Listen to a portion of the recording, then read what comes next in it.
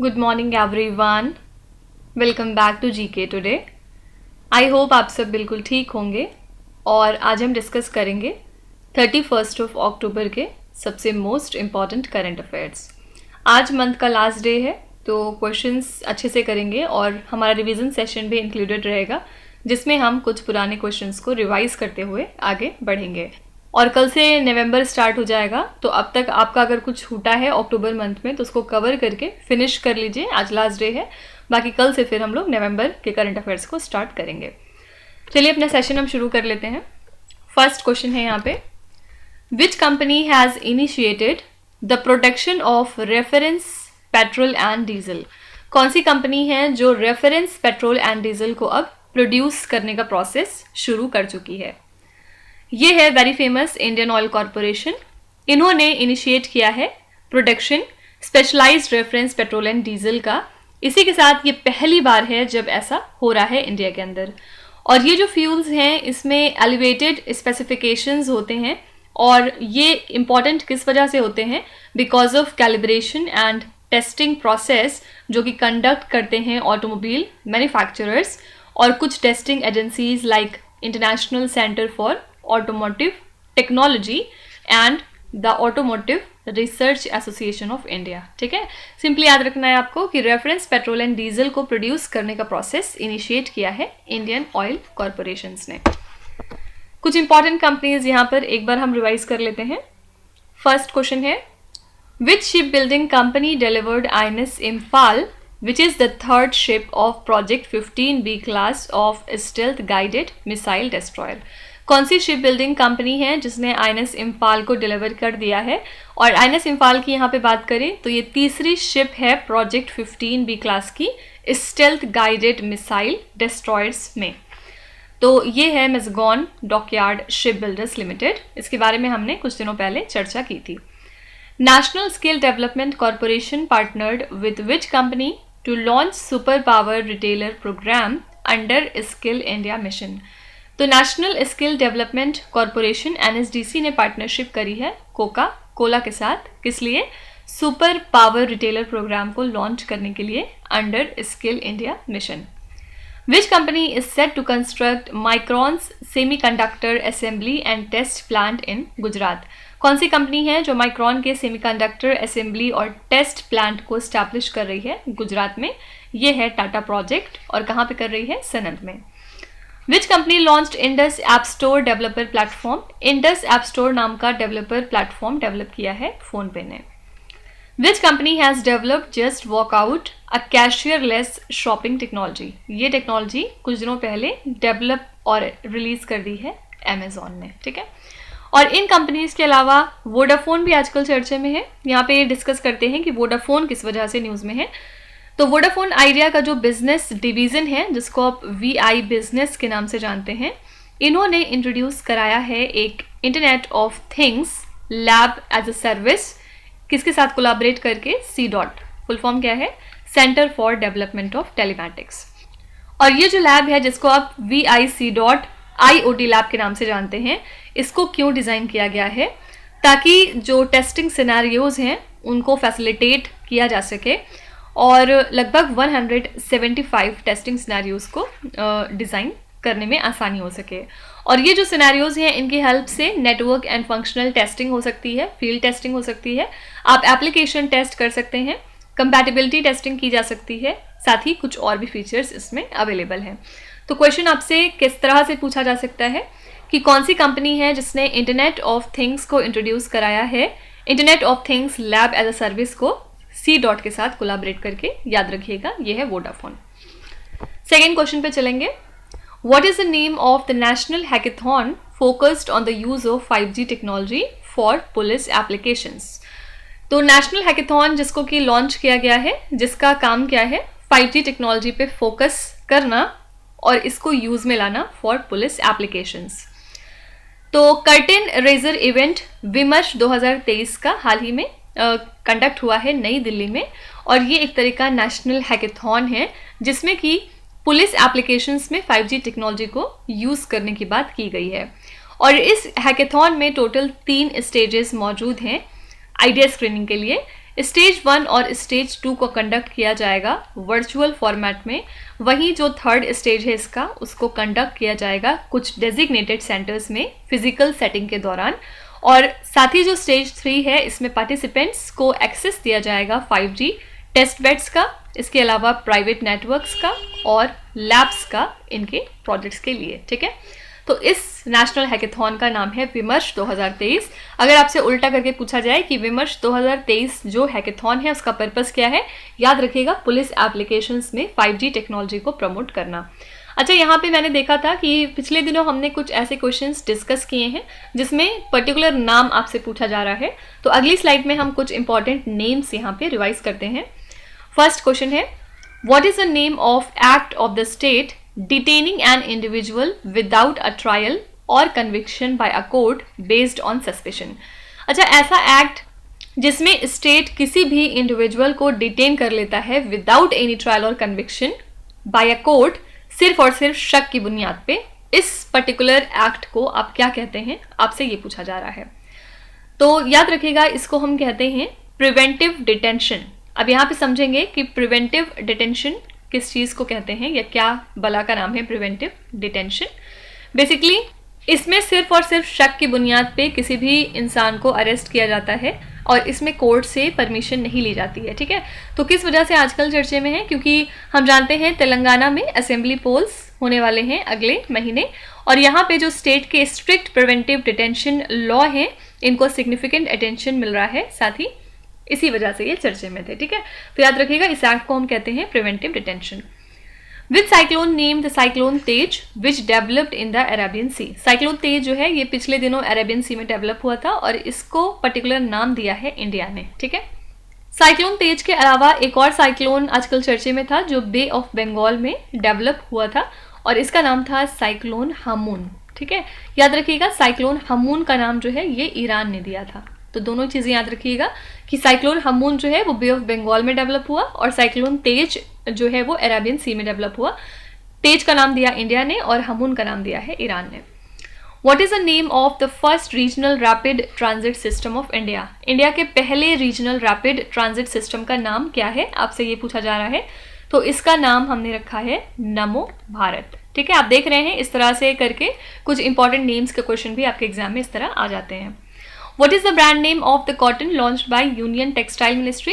हमारी textile ministry ने कुछ दिनों पहले एक कॉटन का ब्रांड नेम यूज़ किया है और इन्होंने इसका नाम रखा है कस्तूरी कॉटन भारत। ठीक है, ये नाम याद रखिएगा, कुछ कंफ्यूजिंग ऑप्शंस आपको दिए जा सकते हैं क्योंकि एग्जाम में। What is the name of the program launched to enhance connections among the young individuals from diverse states of India? India के डिफरेंट स्टेट्स में जो हमारी यंग जनरेशन है उनको आपस में कनेक्ट करने के लिए एक प्रोग्राम लॉन्च किया गया और इसका नाम रखा गया है युवा संगम। ठीक है, Indian army's first vertical wind tunnel has been constructed in which state or the union territory. Indian army का पहला वर्टिकल विंड टनल कौन से स्टेट या फिर यूनियन टेरिटरी में स्टैब्लिश हो रहा है, आपको ये बताना है। सबसे पहले ये पहला वर्टिकल विंड टनल है इंडियन आर्मी का और ये इनॉग्रेट हो चुका है स्पेशल फोर्सेस ट्रेनिंग स्कूल में जो कि है बकलो हिमाचल प्रदेश में। ठीक है, ये जो विंड टनल है इसका एम क्या है, जो कॉम्बैट फ्री फॉल स्किल्स हैं आर्म्ड फोर्सेस पर्सनल की उनको इन्हांस और इम्प्रूव कराना। ठीक है, तो ये कहाँ पे इनॉग्रेट हुआ है, आंसर है हिमाचल प्रदेश। कुछ और चीज़ें देखेंगे जो फर्स्ट के तौर पे सामने आई, ये जैसे कि आप देख सकते हैं first which country recently opened first. India's first nano diammonium phosphate liquid plant has been inaugurated in which Indian state? India का पहला nano DAP liquid plant establish हो चुका है गुजरात स्टेट में। Which northeastern state has inaugurated its first district level paperless e-office system? Tripura ने inaugurate कर दिया है अपना पहला डिस्ट्रिक्ट लेवल पे paperless e-office system. Which country recently opened its first cross sea bullet train? तो पहली बार क्रॉस सी बुलेट ट्रेन को ओपन कर लिया है चाइना ने अपनी कंट्री में। Which Asian country launched its first domestically made submarine for testing? ये कंट्री थी ताइवान। ताइवान ने कुछ दिनों पहले लॉन्च किया है अपना पहला डोमेस्टिकली मेड सबमरीन टेस्टिंग के लिए। Which is set to become the first country to engage in commercial deep sea mining. तो नॉर्वे पहली कंट्री है जो कि इंगेज हो रही है कमर्शियल डीप सी माइनिंग में। विच country is the host of the 3 basin summit. इस समिट के लिए कौन सी कंट्री होस्ट है, आपको ये बताना है। तो ये जो 3 बेसिन समिट है इसको होस्ट किया है रिपब्लिक ऑफ कॉन्गो ने, ताकि जो साउथ साउथ गवर्नेंस है फॉर 3 इकोसिस्टम्स उसको मजबूत किया जा सके। ये 3 इकोसिस्टम यहाँ पे किसके बारे में बात हो रही है, फर्स्ट है अमेजोन, फिर सेकंड है कॉन्गो और थर्ड है Borneo, Mekong and south east Asia. ठीक है, तो 3 बेसिन थ्रेट रिपोर्ट जिसको रिलीज किया गया था इस समिट के दौरान, इसमें इन्होंने हाईलाइट किया कि क्या चैलेंजेस फेस कर रहे हैं दुनिया के बाकी के ट्रॉपिकल फॉरेस्ट बेसिन। ठीक है, तो 3 बेसिन समिट के लिए होस्ट कंट्री थी रिपब्लिक ऑफ कॉन्गो। कुछ होस्ट एंड कॉन्फ्रेंसेस के क्वेश्चन यहाँ पे देखेंगे। Which city is the host of 2028 Olympics. 2028 में होने वाले ओलंपिक्स के लिए कौन सी सिटी होस्ट रहेगी, Los Angeles. Which state or the union territory is the host of the 16th agricultural science congress in 2023। इस इवेंट के लिए होस्ट स्टेट है Kerala. Which city is the host of 9th P20 summit in India. 9th P20 summit के लिए New Delhi host है। Which state or the union territory hosted the 49th all India police science congress. इसके लिए host है Uttarakhand. Which state or the union territory host the Sammakka Saralamma Jatara. ये एक तरह का ट्राइबल फेस्टिवल है। ये ट्राइबल फेस्टिवल कुछ दिनों पहले सेलिब्रेट किया गया तेलंगाना स्टेट में। Which Scandinavian country saw a massive strike of women against women discrimination. Women discrimination के चलते कौन सी कंट्री है जहां पर हमें मैसिव स्ट्राइक देखने को मिली है। तो आइसलैंड कंट्री में हजारों लोगों ने अपनी जॉब को एक दिन के लिए छोड़ दिया और उन्होंने प्रोटेस्ट किया अगेंस्ट जेंडर इन इक्वालिटी। और जो स्ट्राइकर्स थे उन्होंने रिफ्यूज़ किया कि वो किसी तरह का काम नहीं करेंगे, including house hold and child care. यहाँ तक कि prime minister Katrin Jacob's daughter ने भी इस प्रोटेस्ट को ज्वाइन किया था। ठीक है, तो आइसलैंड को दुनिया का एक लीडिंग एग्जाम्पल माना जाता है बेसिकली जेंडर इक्वालिटी को लेके। लेकिन कुछ स्टडीज़ ने ये शो किया कि यहाँ पे रहने वाली 40% वुमेन ऐसी हैं जो कि सेक्सुअल और जेंडर बेस्ड वायलेंस का शिकार होती हैं अपनी ज़िंदगी में। ठीक है, तो ये थोड़ा सा कॉन्ट्राडिक्टरी एग्जाम्पल देखा हमने, क्योंकि आइसलैंड इन सब चीज़ों के लिए बहुत फेमस रहता है, लेकिन स्टिल यहाँ पर कुछ हमें डिस्क्रिमिनेशन देखने को मिला, जिसकी वजह से यहाँ पर एक मैसिव स्ट्राइक कंडक्ट हुई है। तो याद रखिएगा ये कंट्री कौन सी है, आइसलैंड। चलिए कंट्रीज को एक बार हम रिवाइज कर लेते हैं। India has collaborated with which country on semiconductor supply chain partnership. India ने किस कंट्री के साथ कोलैबोरेट किया है सेमीकंडक्टर सप्लाई चेन पार्टनरशिप पे। तो यूनियन कैबिनेट ने अप्रूव किया है एक memorandum of understanding between India and Japan on Japan India semiconductor supply chain partnership, और इसकी हेल्प से कॉपरेशन को मजबूत किया जा रहा है between India and Japan towards enhancement of semiconductor supply chain, जिसमें कि जो सेमीकंडक्टर की इंपॉर्टेंस है उसको रिकॉग्नाइज किया जा रहा है for the advancement of industries and digital technologies. ठीक है, तो इस पर्पज से इंडिया ने जापान के साथ कोलैबोरेट कर लिया है। The situation room, frequently called as the sitting room, is associated with which country? Situation room किस कंट्री का हिस्सा है या किस कंट्री में ये वर्क करता है, आपको ये बताना है। तो ये जो सिचुएशन रूम है इसको आप सिट रूम के नाम से भी जानते हैं। ये एक हाईली सिक्योर कॉन्फ्रेंस एरिया और हब है इंटेलिजेंस मैनेजमेंट के लिए, और ये लाई करता है within the west wing of the White House in USA. किस वजह से आजकल चर्चे में है, क्योंकि हाल ही में हुई एक व्हाइट हाउस प्रेस कॉन्फ्रेंस के दौरान यहाँ के प्रेसिडेंट जो बिडेन ने इंटरप्ट किया नेशनल एड्रेस में, और यहाँ पर इन्होंने बताया कि एक इम्पॉर्टेंट मैटर है जिसकी वजह से उन्हें सिचुएशन रूम में अर्जेंट बेसिस पे प्रेजेंट होना पड़ेगा। ठीक है, तो इसी वजह से थोड़ी सी चर्चे में थी बात, याद रखिएगा सिचुएशन रूम यूएसए में है। Pablo Picasso is a celebrated artist from which country. Pablo Picasso को कौन नहीं जानता, आपको बताना है कि ये किस कंट्री को बिलोंग करते हैं।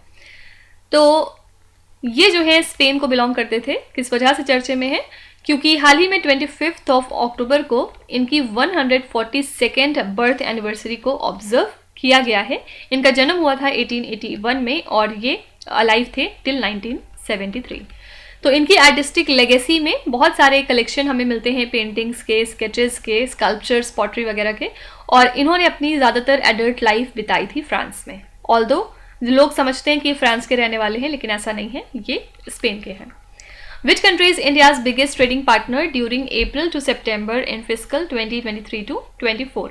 इस टाइम पीरियड के दौरान इंडिया का बिगेस्ट ट्रेडिंग पार्टनर साबित हुआ है यूएसए। ऑल्दो चाइना के साथ भी हमारा ट्रेड काफ़ी अच्छा रहता है, लेकिन फिर भी यूएसए के साथ हमारा जो ट्रेड है वो सबसे ज़्यादा हुआ है।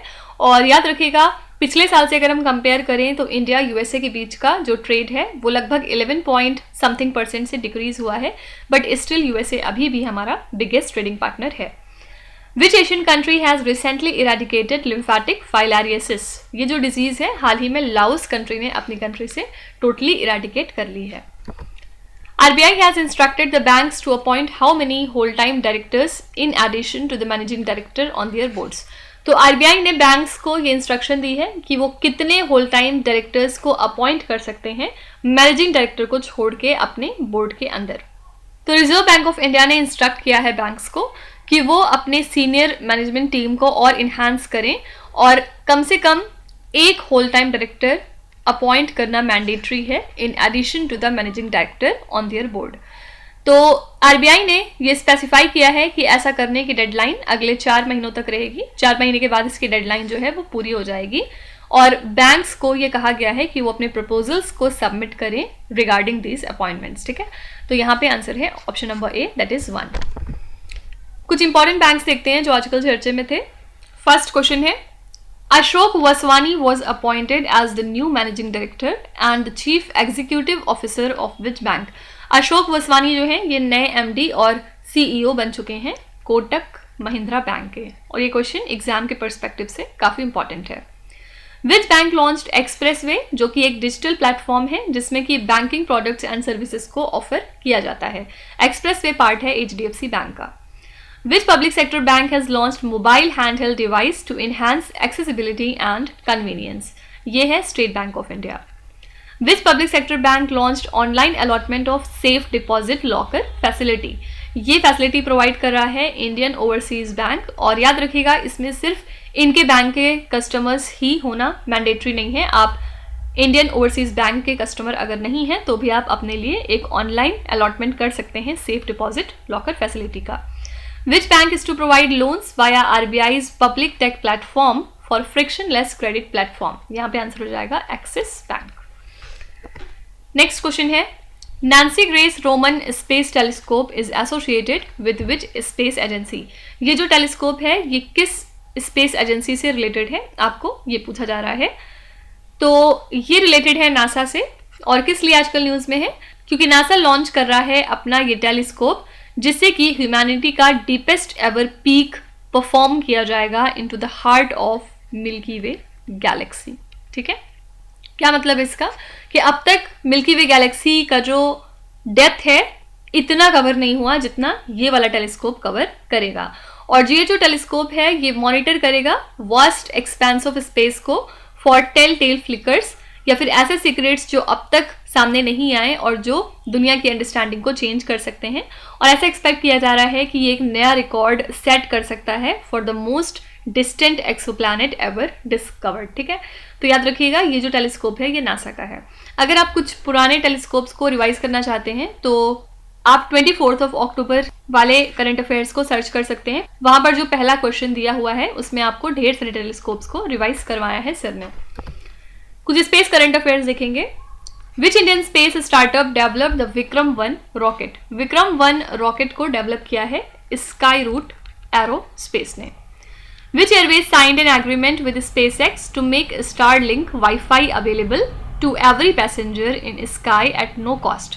कौन सा एयरवे है जिसने SpaceX के साथ एक एग्रीमेंट साइन किया है जिसके बाद ये Starlink Wi-Fi को अवेलेबल करवाएंगे सभी पैसेंजर्स के लिए without taking any cost, without charging any cost? तो ये है Qatar Airways. Kulasekarapattinam associated with ISRO second spaceport is located in which Indian state? ये लाई करता है तमिलनाडु में। Nauka which was seen in the news is a laboratory of which country in the international space station? International space station में Nauka जो है वो Russia की laboratory है। Which country is set to launch a spacecraft to study the metal rich asteroid 16 Psyche. 16 Psyche का project है NASA का, तो आंसर हो जाएगा USA. Which state or the union territory is the host of 37th National Games in 2023? 2023 में होने वाले जो 37th नेशनल गेम्स हैं उनके लिए कौन सा स्टेट है जो होस्ट है? तो प्राइम मिनिस्टर नरेंद्र मोदी ने इनॉग्रेट कर दिया है 37th addition of national games को पणजी गोवा में, जहां पे 10,000 से भी ज़्यादा एथलीट्स जो हैं वो compete करेंगे इवेंट में, टोटल 43 स्पोर्ट डिसिप्लिन्स में अक्रॉस 28 वेन्यूज़ में। तो ये जो नेशनल गेम्स है ये गोवा में पहली बार हो रहा है, याद रखिएगा। इसका एडिशन ध्यान रखिएगा, कौन सा एडिशन है? 37। कहाँ पे हो रहा है? गोवा में। इंपॉर्टेंट स्टेट्स देखते हैं जो आजकल न्यूज में थे। Which state has the highest population of snow leopard count in India? Snow leopard count की सबसे ज्यादा पॉपुलेशन हमें देखने को मिली है हिमाचल प्रदेश में। मतलब स्नो लेपर्ड्स ऐसे तो बहुत जगह बहुत सारे स्टेट्स में पाए जाते हैं, लेकिन इनका जो नंबर है वो हिमाचल प्रदेश में सबसे ज्यादा रहा। रघुबर दास जो कि नए गवर्नर बन चुके हैं ओडिशा स्टेट के, is the former chief minister of which state or the union territory? Raghubar Das Jharkhand के पुराने चीफ मिनिस्टर रह चुके हैं और ये हाल ही में नियुक्त हुए हैं एज अ नए governor of Odisha.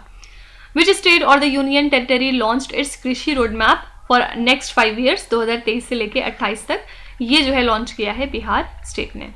Which state launched mission Bhagirath to deliver safe drinking water connection to every household? ये प्रोजेक्ट है तेलंगाना का। अगर आपसे पूछा जाए कि मिशन भागीरथ का पर्पस क्या है, तो याद रखिएगा हर घर में साफ और सुथरा ड्रिंकिंग वाटर कनेक्शन पहुंचाना। The cashew of which state or the union territory recently got its GI tag? ये जो है गोवा स्टेट है। गोवा स्टेट का जो काजू है उसको हाल ही में GI टैग दिया गया, और 2-3 महीने पहले गोवा का एक इम्पॉर्टेंट वेराइटी ऑफ मैंगो है जिसका नाम है मनकुराद मैंगो, इसको भी GI टैग दिया गया था। Which institution recommended the use of QR codes on food products to help the visually disabled? कौन सी इंस्टीट्यूशन है जिसने रिकमेंड किया है कि हमें QR कोड्स को यूज करना चाहिए सभी फूड प्रोडक्ट्स पे, जिससे कि जो विजुअली डिसेबल्ड लोग या विजुअली इम्पेयर्ड लोग होते हैं उन्हें हेल्प मिल सके? ये जो सजेशन है ये दिया है Food Safety and Standards Authority of India ने। फर्दर इन्होंने ये भी कहा है कि इससे जो है access to safe food ensure हो सकेगा सभी के लिए, जिसमें ऐसे इंडिविजुअल्स भी इंक्लूडेड होंगे जो स्पेशल नीड्स रखते हैं, लाइक विजुअली इम्पेयर्ड इंडिविजुअल्स। तो ये रिकमेंडेशन दिया है Food Safety and Standards Authority of India ने। कुछ यहाँ पे इंस्टीट्यूशंस एक बार रिवाइज करेंगे। Which institution release the international tourism highlights report? ये रिपोर्ट जारी करी है United Nations World Tourism Organization ने। Which institution released a report titled as Embracing a One Health Framework to Find Antimicrobial Resistance?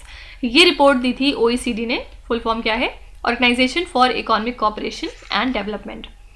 Data Quality Index which was seen in the news is associated with which institution? Data Quality Index release करता है Reserve Bank of India. BARD is the name of artificial intelligence based chatbot developed by which institution? BARD एक AI based chatbot है Google का। Which institution has developed Pinaka multi-rocket launch system? Answer हो जाएगा DRDO। ठीक है।